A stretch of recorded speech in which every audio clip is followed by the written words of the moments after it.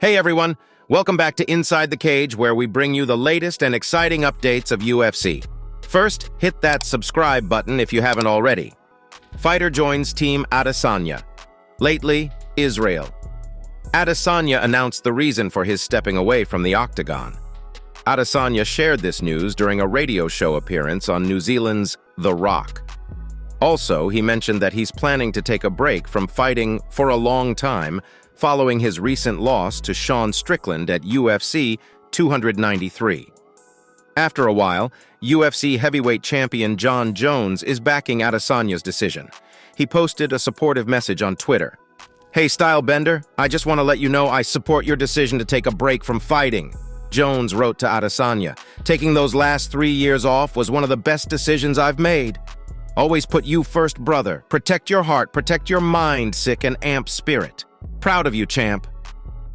It's interesting that Jon Jones also made a comeback earlier this year after being on a break for more than 3 years. What's even more exciting is that Jones and Adesanya used to have quite the rivalry going on for years. But it seems like they've buried the hatchet, or at least put their differences aside after bumping into each other in Las Vegas a few months ago. And now, with Jones showing his support for Adesanya's decision, it looks like their relationship is stronger than ever. Certainly, things took a turn in the world of MMA for Adesanya and Jon Jones. Alexander Volkanovski's bold plan. Alexander Volkanovski is seizing a short-notice opportunity at UFC 294, and he's ready to make the most of it.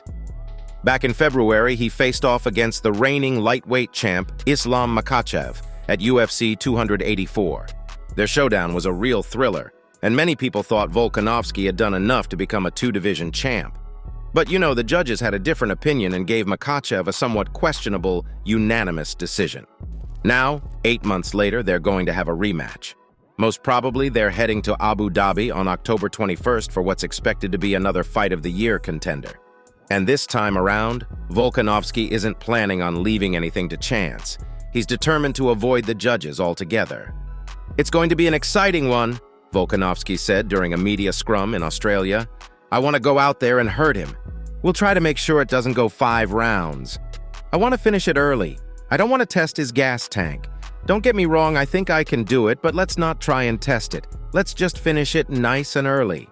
With how excited I am, how refreshed I am, both mentally and physically, I'm going to be a dangerous man in there. I plan on knocking him out. Originally, Islam Makhachev was all set to have this highly anticipated rematch with Charles Oliveira. But then, Do Bronx had to pull out due to an injury he sustained while sparring. That's when Alexander Volkanovski saw his opportunity and jumped in, even though he only had 11 days to prepare. And when they asked him if he had any doubts or hesitations about taking on such a high-profile fight on such short notice, the Great didn't even waver once in his decision-making. That's some serious confidence right there, isn't it? "I didn't hesitate at all," Volkanovski explained. "There was probably a smile on my face straight away, and it was, oh, we're going to do it. Let the manager do his part with negotiations. He's asking about the weight. We'll get it done. Don't worry about that." But I had a smile on my face. After Alexander Volkanovski didn't quite make it in their first bout, he managed to add another win to his record. He went up against the former interim featherweight champ, Yair Rodriguez, in a title unification showdown at UFC 290, and he came out on top. On the flip side, for Islam Makhachev, this upcoming fight will be his first since his encounter with Volkanovski earlier this year. It's going to be interesting to see how he's evolved since their last match. Kamaru Usman breaks silence on Showdown of 2023. Kamaru Usman is heading into his short-notice bout against Khamzat Chimaev at UFC 294 with optimism. He's a seasoned fighter and knows that being undefeated can change in the blink of an eye in this sport. But Usman isn't just taking this fight for the paycheck. Dana White himself mentioned to Yahoo Sports that this matchup could determine the next contender for the middleweight title. Essentially, it's a title eliminator showdown, which means either Usman or Chimaev could solidify themselves as the #1 contender.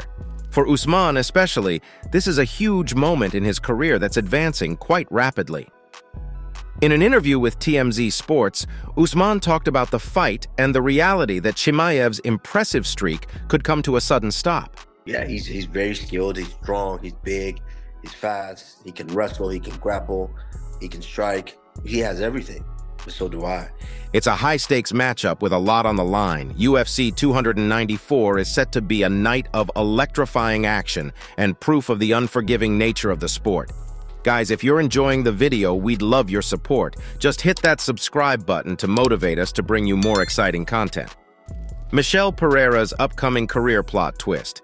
You know, Michel Pereira is pretty confident about his recent victory against Andre Petroski, and he believes it's earned him a spot in the UFC middleweight rankings. After his debut in that division, he spoke to the media in a post-fight press conference, and MMA Junkie got the transcription. During the interview, Demolidor had some interesting things to say about his performance against Petroski. He said, "I knew I was going to knock him out, but I thought it would be in the second round. But everything went perfectly. I'm very happy for that. I felt like he was planning to take me down and I was still studying him. But I felt the chance, and I connected the punch and knocked him out. We didn't have time enough to be surprised or anything like that. Well, it looks like Michel Pereira came out of UFC Vegas 81 without a scratch, which means he's in pretty good shape. And because of that, there's a chance he might step back into the octagon before the end of 2023. In his post-fight press conference, he mentioned that he's open to whatever the UFC has in mind for his next fight.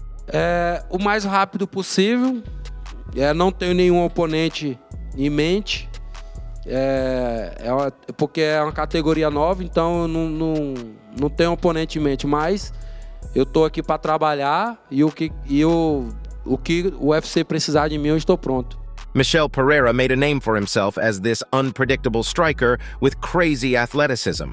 But you know what's interesting? He's transformed into a well-rounded fighter over time. Now, some people are even thinking he could be a serious contender for the middleweight title down the line. Of course, to make that happen, he's got to keep on stacking up those wins in the fiercely competitive middleweight division. It's no walk in the park, but he seems up for the challenge, right? UFC fighters heated back and forth after USADA split. So there's this heated Twitter feud going on between Gordon Ryan and Mark Hunt, and it might just lead to a real fight to settle things once and for all. Their beef is all about the UFC's recent split from the USADA. The split happened because of not giving special treatment to fighters like Conor McGregor, and that's where Gordon Ryan and Mark Hunt come in.